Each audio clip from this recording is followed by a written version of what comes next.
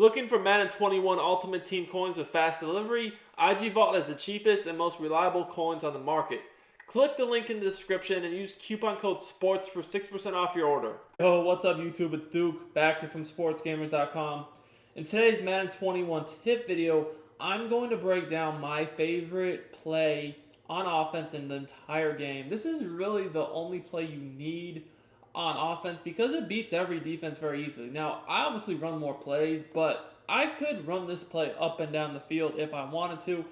There is a way with the setup I'm about to show you to beat every adjustment somebody is going to throw at you, from match defense, cover 3, cover 4, cover 2, the blitz, and then just adjustments out of all those different types of defenses people run. Man, whatever, you can beat. So let's just get straight into the video, guys. You know that I run the Jets playbook on offense and the 4-6 playbook on defense, and we are going to be in the Jets playbook in this video to break down the setup. We're going to be looking at gun bunch. And if you want my full offensive and defensive schemes, ebooks, and weekly tips, you guys need to check out sportsgamers.com. That's where I put all my premium content, everything you guys need to dominate Madden 21 and win more games. If you like my free content on YouTube, you're going to love the premium content we have on the site. Also, guys, if you do enjoy my YouTube content, make sure you subscribe to the channel, because only about half of the people that watch the videos are. Turn your notifications on so you don't miss out when our videos go live, and smash that like button, guys. Really, the support does mean a lot as a creator to continue to do these free videos for you guys. So, as I said, we're in the Jets playbook, and we're going to be looking at Jets dig. Now, I've broken down Jets dig before, but this is a different setup. This is not the basic one-play touchdown. This is something more advanced. It's going to beat every defense in the game, not just a cover 3 one-play bomb, right? So, when running this play, I do like to have a fast receiver in the slot, and if you can, you do want to have a playmaker receiver as the lone receiver in the bunch. This is more of a MUT thing. If you play MUT, you definitely want your playmaker receiver to obviously always be the one lone receiver in bunch, and I'll break down why once we get into the video. But let's just start right off the bat, Jets dig. And let's start with cover 3, Mike Blitz 3, the meta, right? And we'll just go from there. So you guys know most people will set their zone drops for flats 25, curl flats 5, hooks 5. That's probably the most common thing you'll see online. And then they'll definitely have auto flip on. This is important because most people are smart enough to know that you need your nickel back on the same side as the 3 receivers. Otherwise, you're just going to get killed. So anyways, this is the defense most people use. This exact setup I'm about to show you guys. Rush 2 or 3, something like this, right? Now, what we're going to look to be doing on offense is pretty simple. First of all, just block the running back. We're going to put the tight end on a crosser. We're going to drag the lone receiver, which is Evans. We're going to go ahead and corner out the outside receiver in the bunch. Now, you do need your bunch to be on the wide side of the field. So since we're lined up on the left hash, that means we're closer to the left sideline, which makes the right side of the field the wide side. So therefore, we need that, to be on the wide side of the field. Okay, the bunch on the right. Now, there's a few things to note here. First of all, obviously, I use a hot route master at quarterback to be able to do these extra hot routes to the tight end, and then the receiver. You could just use players with the route abilities to do it, but to me, with the AP cost, Hot Route Master makes more sense. But, whatever you need to do it, you know what I mean? So anyways, let's just get into how this play works. Now, the last thing we'll do is we'll motion Brown 2 to 3 steps to the sideline on the corner out and snap the ball. Now, as you guys should know, against the default cover 3, this is a one-play touchdown to the streak because the corner, and I'll just do it here quickly, is going to basically just bite down on the corner route, and then, just leaves a vacancy for you to throw to the bomb. So you guys can see here, he just bites. Obviously, I could throw that for a touchdown. We're just going to, just show you in the replay, because, most people should know that by now. But what I really want to focus on is how to counter people who know how to counter the one-play touchdown. So you guys can see how this guy bites on the corner route. So at this point, you just have to lead it away from the safety into this area, and it's a touchdown. Right? We should all know that. I've broken that down already. That's just a quick catch up for people who don't know that. But the thing that makes this setup I'm showing you guys so good is that if someone does know how to counter that, which one easy way to do that would be to deep half the corner instead of leaving him in a third. That's why one of the reasons why this motion corner route is so important. So let's just get into that. So motion corner route, If you see how that corner is already flaring to the middle of the field. If you see that, you know that he's gonna play the bomb on the little crooked streak better. But what he's gonna give up is the corner route that we motion. So like even if they have the cloud flat and the double Mabel like we do here, if they deep half, that's just those zones just don't get to the sideline in time in the flats or cloud flats. So if they do deep half, and you guys can see immediately, look how that corner just slides in the middle of the field. You can just throw that to the sideline, and that's an easy, little 20-ish yard dot on the sideline possession, catch it each and every time. I mean, it's just like clockwork. So if they do know how to take away the bomb from cover 3, this is all you're going to have to do. You guys can see here. Look how the deep half it does play this guy better on this seam streak. But, I mean, it's very obvious because look at the beginning of the play. He just slides already to the inside. He doesn't do that if he's in the third. So at this point, you just throw the corner out. And I just click on and make sure I possession catch it to get my feet in bounds so that I know that, we're not gonna get a weird animation and just not be able to catch the ball. We're gonna always be able to stay in bounds like this. So that's easy. Now, that's just basic cover 3. Like, obviously there's more things you could do here. For instance, if they did decide to maybe they're gonna blitz you, right?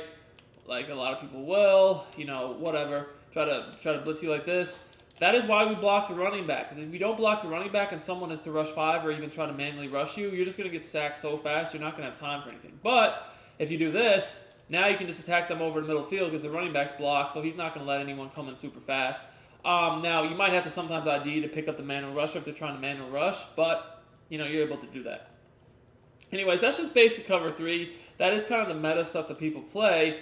You can destroy it easily, but honestly, one of the more common defenses you're going to see now is actually cover 4 match from 3 through 5 wide. So this match defense might honestly be the most common defense you're going to see these days against bunch. It's kind of becoming the meta against bunch, honestly. And this play just kills this match coverage defense that you see. I mean, it's just so easy to beat. So this is the setup again. We're going to motion out the corner out. So the first thing you can always do against this match is you can just throw the corner out. Now, we got a horrible animation there.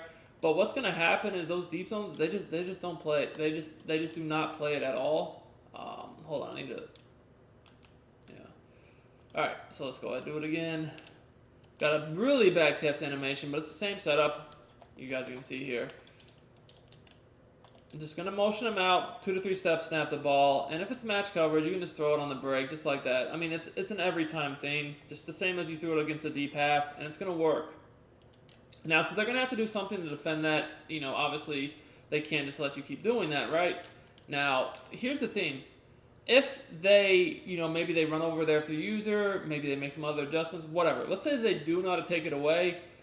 There's 2 other things out of this setup that will just kill match. Now, first of all, I will say, guys, when running any passing offense this year, you need a good tight end. I feel like tight end is the most important position in beating a lot of these defenses, common, stuff you see online. And when I say that, you just really need speed and at least 90 route running. Now, it's great to have abilities too, but if you at least have the speed and the 90 plus route running, you can get by. But one of the things I mean by that is this crossing route.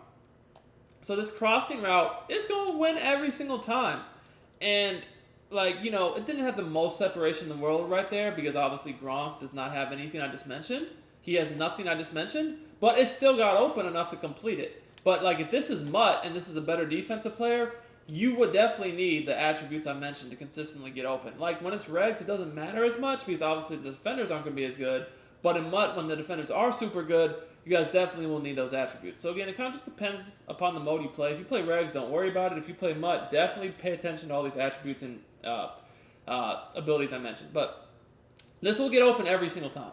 So what's going to happen is that their user is going to have to go guard that. Most people that use this defense, as soon as they see that route, they're going to guard it because they know it's going to get open.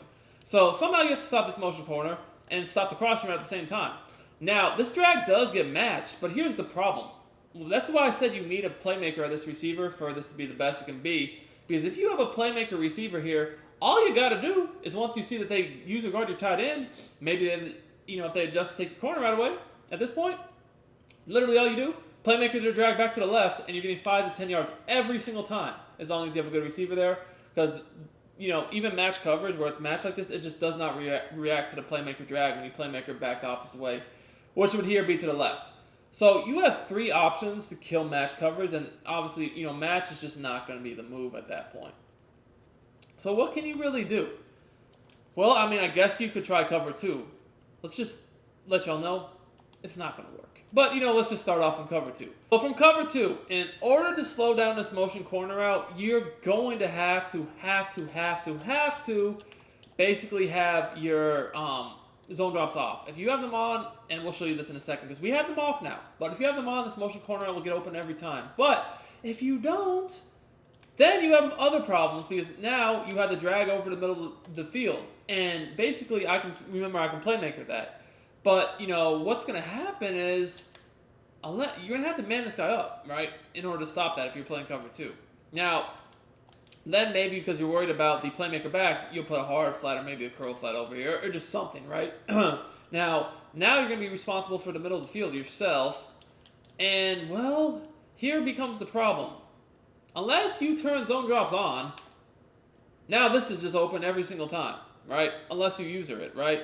So you could now there's other little combos you could do too. Like if you knew they were playing this defense, you could just do something like this where now you even have an option route, or maybe you just put them on a flat, and you're just in all sorts of problems. Now you just like literally have no chance to do anything because of the fact of I could just put them on a flat to work with the crosser, and there's if he could catch the ball 5-6 yards, even if you don't man him up, like let's just not man him up. The drag, let's not man the drag up. Then we do a flat with the crosser. It's going to give up the flat every time for, like I said, 5 yards.